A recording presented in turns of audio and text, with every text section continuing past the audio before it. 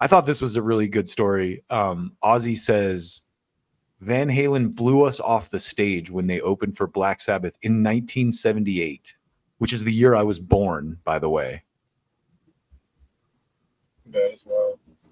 Ozzy Osbourne and Billy Morrison recently sat down together for a new episode of Ozzy Speaks on Sirius XM's Ozzy's Boneyard. During their conversation, Ozzy recalled Ozzy has his own station.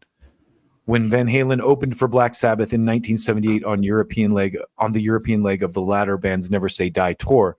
I just couldn't believe it, Ozzy said. Eddie Van Halen made it look so fucking easy. They outshone us. They blew us off the stage.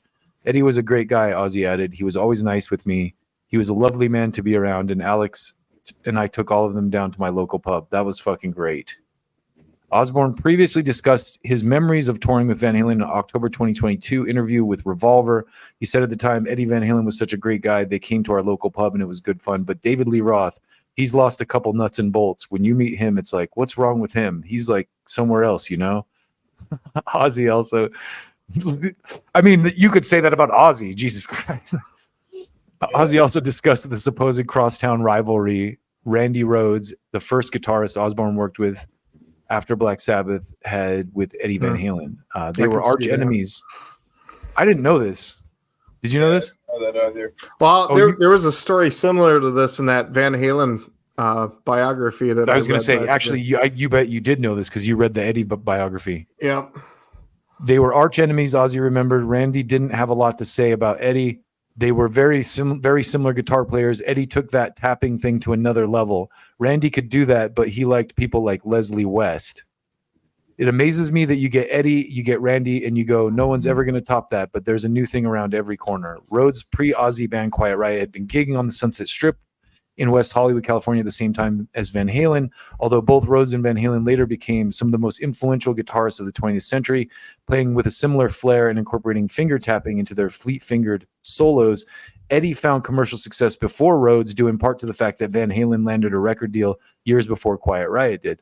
The rivalry between Rhoads of Van Halen and Van Halen was explored in the documentary Rhoads, which was released in May 2022. The film contains an archive audio of Van Halen discussing Rhoads, saying he was one guitarist who was honest anyway because he said everything he did he learned from me. He was good, Van Halen continued, but I don't really think he did anything that I haven't done, and there ain't nothing wrong with it. I've copied some other people, you know. I don't know a whole lot about Randy Rhoads, but you could just tell just by their personalities that they're going to do some of this because they're both amazing. Both like it's competitive. It's like right. It's like as much as Michael Jordan probably got along with like, you know, dudes like I remember watching the documentary was Patrick Ewing, you know, like it was like those things where like, dude, no, I'm the best though. I mean, Jordan was of course the best, but yep.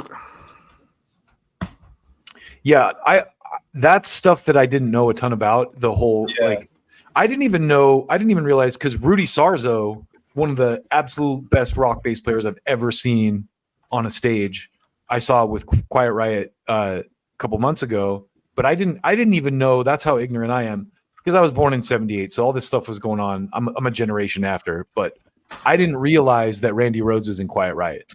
Yeah.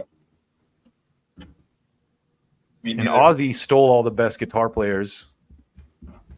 He just had a good ear for music. It probably wasn't Ozzy. It was probably Sharon. It was Sharon. Yeah, I was going to say. Because she, like Ozzy seems like just real down to earth and like, oh, whatever. And Sharon seems to be the one that's like, I know what I want and I'm going to get it. Yeah. They've been together for that long? Oh, yeah. Oh, yeah. I mean, they've been together since he left Black Sabbath. Okay. In fact, she talks, man, that Adam Carolla. It's one of the longest marriages in rock and roll, I think. That's a great point. In that Adam Carolla interview, which is really good, like I was riveted to the whole thing, she talks about her father because her father was like a gangster, like dude in Britain, like music management, and he managed Black Sabbath, and she kind of like stole Black Sabbath or Ozzy when Black Sabbath split. She kind of stole Ozzy. I feel like Ozzy, I told you I've been reading that Rick Rubin book, and it's like about the creative act or whatever, and it talks about like kind of just like having an artist, certain artists and certain people might not be like Rick Rubin, might not be. I mean, Ozzy's obviously musically talented for sure, but I don't know if he can play guitar or anything like that. But certain artists have this like intent. If you're an artist in general, you have like an antenna for just like certain frequencies of just like good shit. And if you catch that wave at the right time, like he managed to catch the wave, like link up with Black Sabbath, and then fucking had his own thing with like Crazy Train and all that stuff. Well, it also, like, the point we're making is Sharon's behind his success post Black Sabbath, really. For sure. Well, there's no way he'd be successful without her. She's the business mind behind it all. But yeah, they've been married. They've been married 42 years. Totally. And the reason they had Ozfest and the TV show and all that, now they have a podcast. I'm sure she's behind that,